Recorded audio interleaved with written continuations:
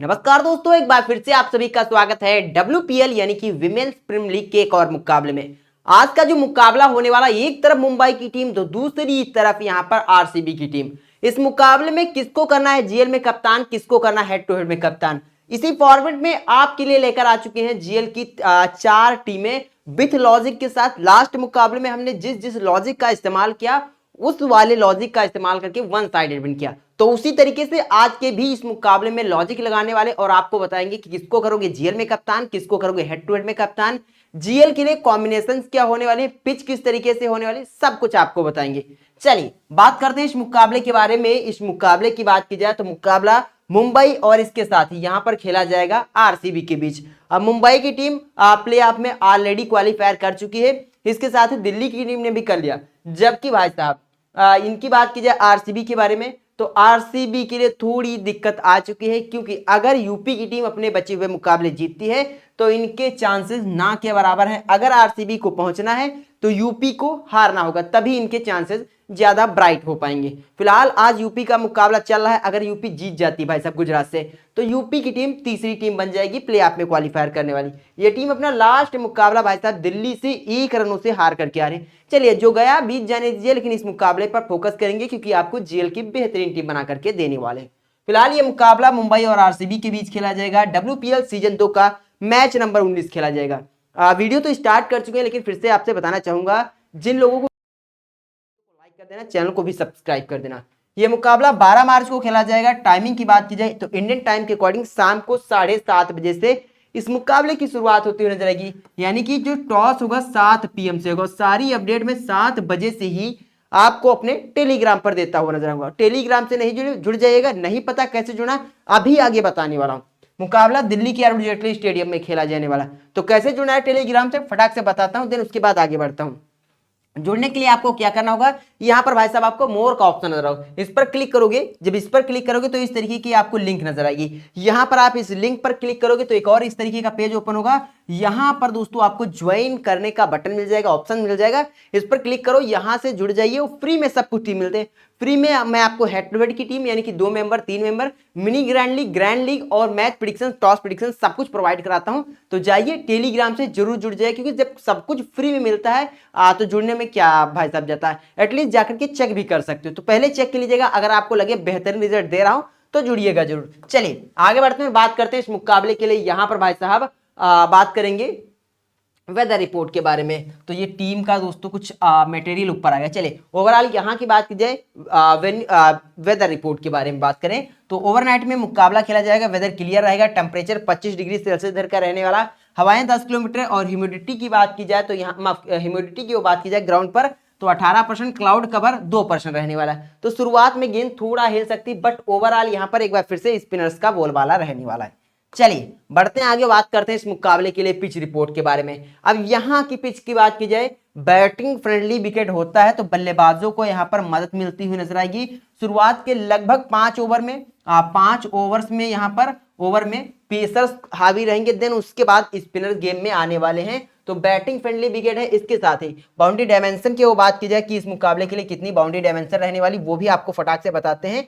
Boundary dimension की होगी यहाँ पर बात करें तो सामने की तरफ जो आपको बाउंड्री मिल जाएगी 65 मीटर की। इसके साथ ही लेग, ये सेंटर वाली पिच से मैंने लंबाई बता दी, जहां पर लेग साइड सेंटर पिच से लेग और ऑफ की लंबाई 55 मीटर की, और इसके अलावा लॉन्ग ऑन साइड की लंबाई 64 और लॉन्ग ऑफ की तरफ 63 मीटर की रहती है। तो इस तरीके से इस मुकाबले के लिए बाउंड्री डायमेंशन रहने वाली। इसके साथ ही जब मुकाबला सेकंड इनिंग में पहुंचेगा तो सेकंड इनिंग में पिच किस तरीके से होगी वो भी मैं आपको दिखा रहा हूं। अब सेकंड इनिंग की कंडीशंस इस तरीके कुछ पिच की हो जाएगी, मतलब कि पिच पर स्पिनरों का पूरी तरीके से राज रहने वाला है। सेकंड इनिंग में पहुंचते पहुंचते पिच में क्रैक्स आ जाएंगे, तो इस बात को ध्यान रखिएगा।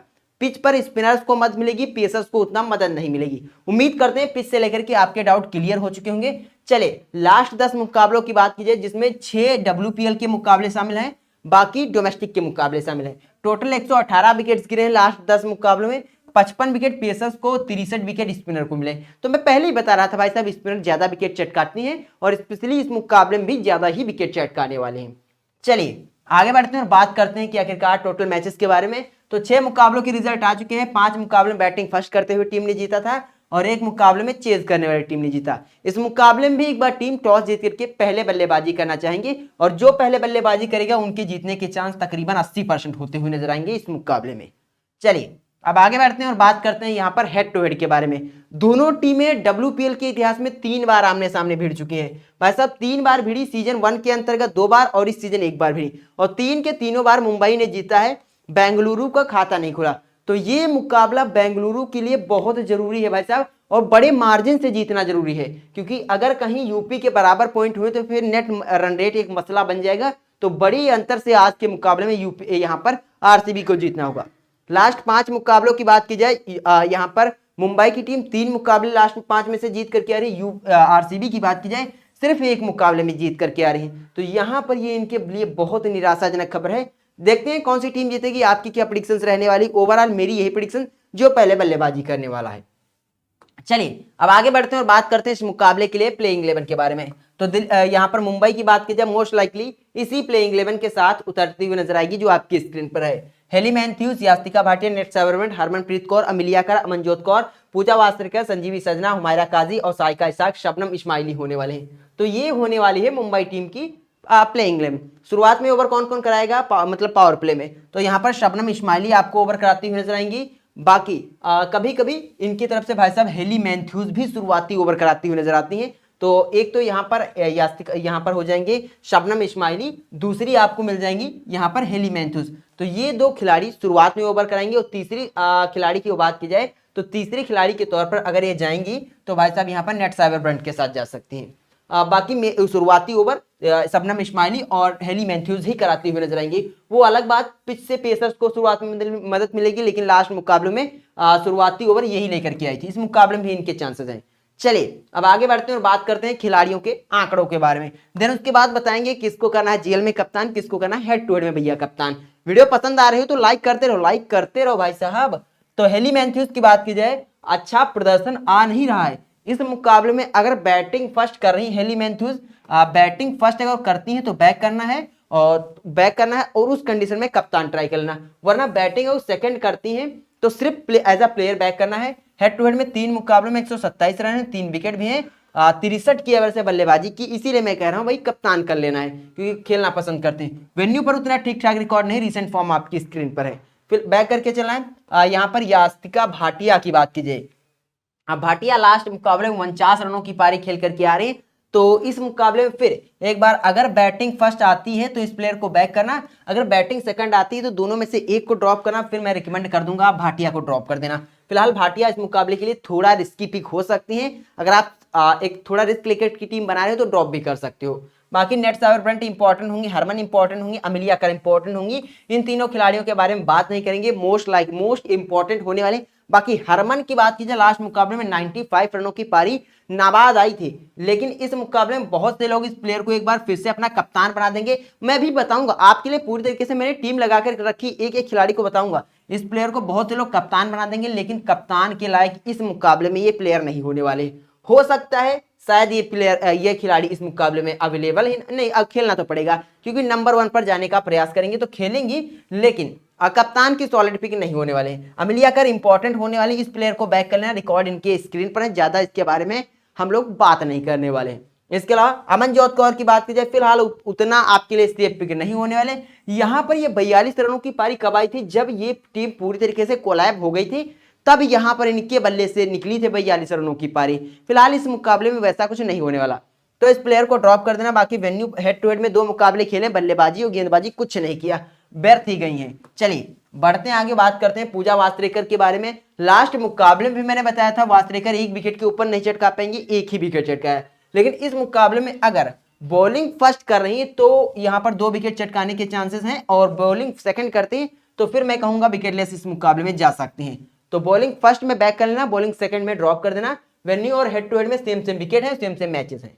संजीवी सजना की बात की जाए, ऐसा बल्लेबाज खेलते हैं जीएल की टीम में, रिस्की पिक के तौर पर इनको ट्राई कर सकते हो। जीएल में रिस्की पिक अपनी टीम में होने वाली, जीएल की रिस्की पिक जो बना रहे हो तब इस खिलाड़ी को बैक करना है। हो सकता है कम गेंदें बची, खिलाड़ी को ऊपर प्रमोट कर देंगे तब ये अच्छा बल्लेबाजी कर सकती। खिलाड़ी अच्छी है, अगर ऊपर बल्लेबाजी करने का नंबर मिल जाए तो बहुत गजब की प्लेयर होने वाली है। फिलहाल अभी मैं आपको जीएल की टीम में कैसे रखना है सब कॉम्बिनेशन तैयार है, अभी बताने वाला हूं। हुमायरा काजी की बात कीजिए, सेफ पिक नहीं है ना हेड टू हेड में ना जीएल में। लास्ट 4 मुकाबलों के प्रदर्शन देखिए बहुत निराशाजनक है, गेंदबाजी भी नहीं करती हैं, एज ऑलराउंडर नाम रजिस्टर्ड कराती हैं लेकिन गेंदबाजी करती नहीं। फिलहाल साइका इसाक और शबनम इस्माइली खेलती हुई नजर आएंगी। साइका इसाक की बात की जाए, सेकंड बॉल अगर मुंबई की टीम करती है तो साइका इसाक मोस्ट इंपॉर्टेंट होंगी, फर्स्ट बॉल करती है तो शबनम इस्माइली।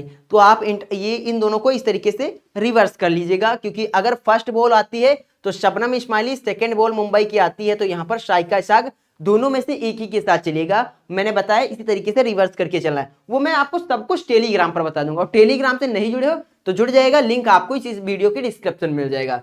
चलिए रिसेंट फॉर्म आपकी स्क्रीन पर है, बढ़ते हैं आगे और बात करते हैं यहाँ पर अब आरसीबी टीम की प्लेइंग 11 के बारे में। आरसीबी की तरफ से इस मुकाबले में कौन कौन खेलता हुआ नजर आएगा। अब लास्ट मुकाबले में इनकी स्मृति मानधना के साथ सोफी मॉलिक पारी का आगाज करती हुई नजर आई थी, लेकिन इस मुकाबले में यहाँ पारी का आगाज तो सोफी मॉलिक नहीं करेंगी, लेकिन ये 4 नंबर तक खेलती हुई नजर आएंगी। फिलहाल हो सकता करेंगी तो मैं बता दूंगा। फिलहाल लास्ट में जिस लाइनअप के अकॉर्डिंग उतरी थी सेम लाइनअप यहाँ पर दिखाया गया है। तो यहाँ पर स्मृति मानधना, सोफी मॉलिक, इसके साथ ही पेरी खेलती हुई नजर आएंगे, डिवाइन आपको खेलती हुई नजर आएंगी, इसके साथ ही आपको यहाँ पर नजर आएंगी डिवाइन हो चुकी, और इसके साथ ही ऋचा घोष, वैरम और यहाँ पर दिशा कास्ट आपको भी नजर आएंगी। इसके साथ ही पाटिल, लास्ट मुकाबले में ये खिलाड़ी वापसी की थी, 4 विकेट चटका के गई थी, तो बहुत बेहतरीन खिलाड़ी हैं। इसके साथ ही पोखार की बात की जाए, ये खेलती हुई नजर आएंगी, आशा शोभना आपको खेलती हुई नजर आएंगी, और रेणुका सिंह ठाकुर नजर आएंगी। तो ये होने वाली इस मुकाबले के लिए आरसीबी टीम की प्लेइंग 11। चलिए अब आगे बढ़ते हैं और बात करते हैं कि आखिरकार इधर से किन किन खिलाड़ियों को किस कंडीशंस में बैक करना। अब शुरुआती ओवर से यहाँ पर कौन कराता हुआ नजर आएगा, पावर प्ले ओवर। तो यहाँ पर माफ कीजिए रेणुका सिंह ठाकुर आपको शुरुआत में ओवर कराती हुई नजर आएंगी। इसके साथ ही एलिस पेरी आपको शुरुआती ओवर यहाँ पर कराती हुई नजर आएंगी। बाकी दिशा कास्ट 1 डाउन गेंदबाजी करती हुई नजर आएंगी।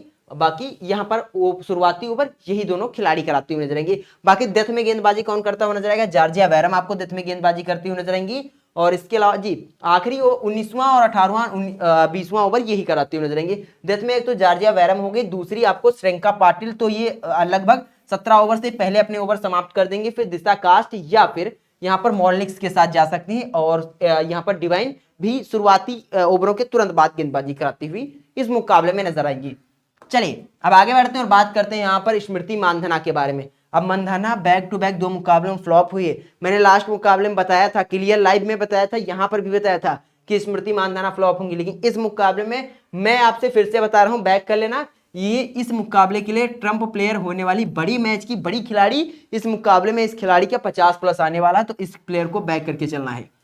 रिकॉर्ड आपकी स्क्रीन पर है। सोफी मॉलिक्स की बात की जाए, ओपन तो नहीं करेंगे, नीचे बल्लेबाजी करने आएंगी।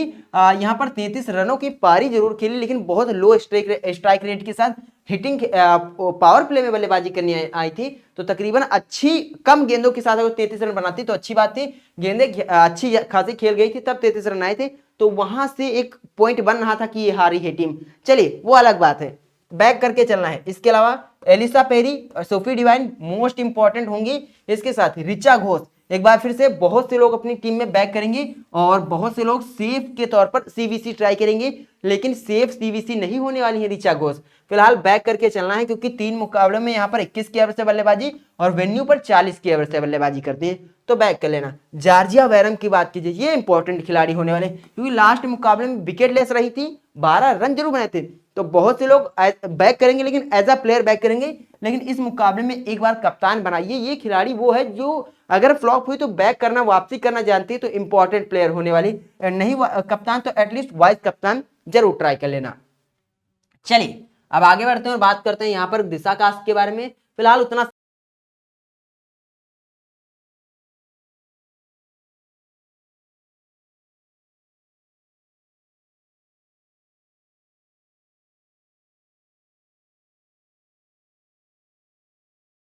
कि तो मैं टेलीग्राम पर बता दूंगा। फिलहाल अभी हेड टू हेड की टीम में नहीं बैक करूंगा, अभी मैंने आपके लिए टीम बना करके रखी, तो फिलहाल अभी मैं श्रेंका पाटिल को ड्रॉप कर रहा हूं। इसके साथ ही एसबी पोखार की बात की जाए तो डीएनपी इधर है, मतलब हेड टू हेड में खेले रहे। वेन्यू पर एक मुकाबला खेला था, वहां पर गेंदबाजी की थी भाई साहब, लेकिन विकेट लेस गई थी। अच्छी इकॉनमी कह सकते भाई साहब, डेब्यू किया था तो अच्छी इकॉनमी कह सकते हैं। इसके अलावा आशा शोभना की बात की जाए, इस खिलाड़ी की बात की जाए, मैंने कहा था एक विकेट के ऊपर यहां पर नहीं चटकाएंगे और अगर विकेटलेस भी जा सकते, लेकिन एक विकेट चटका कर गई थी। तो प्रिडिक्शन लास्ट मुकाबले में अपनी सही हुई थी। इस मुकाबले में अगर आरसीबी की टीम सेकंड बॉल करती है तब ये प्लेयर आपके लिए इंपॉर्टेंट हो सकती है, तब ये 2 विकेट इजीली चटकाती हुई नजर आएगी। फिलहाल सेकंड बॉल में बैक कर सकते हो, फर्स्ट बॉल में मैं रिकमेंड नहीं करूंगा। बात करते हैं रेणुका सिंह ठाकुर के बारे में। 2 विकेट हेड टू हेड में है, विकेटलेस रही। वेन्यू पर भी 2। इकॉनमी देख रहे हो कितनी महंगी भाई साहब, 10 की इकॉनमी और तकरीबन 9.5 की इकॉनमी, तो इधर बहुत महंगी ऋचा घोष होती हुई नजर। लास्ट 5 मुकाबलों में विकेटलेस रही, लेकिन अच्छी बात यह है 4 ओवर खत्म करती हैं के लिए थोड़ा रिस्क,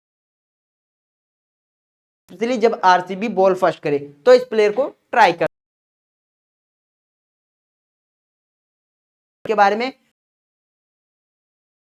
कर देना और चैनल को भी सब्सक्राइब करना।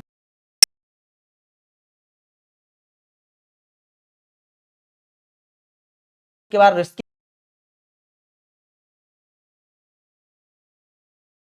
का हम लोगों ने चयन किया है।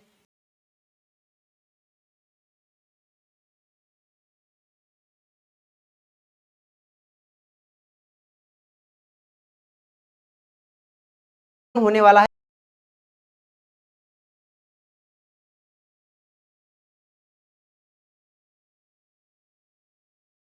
90% लोग इस कॉम्बिनेशन के साथ जाने वाले सेफ कॉम्बिनेशन।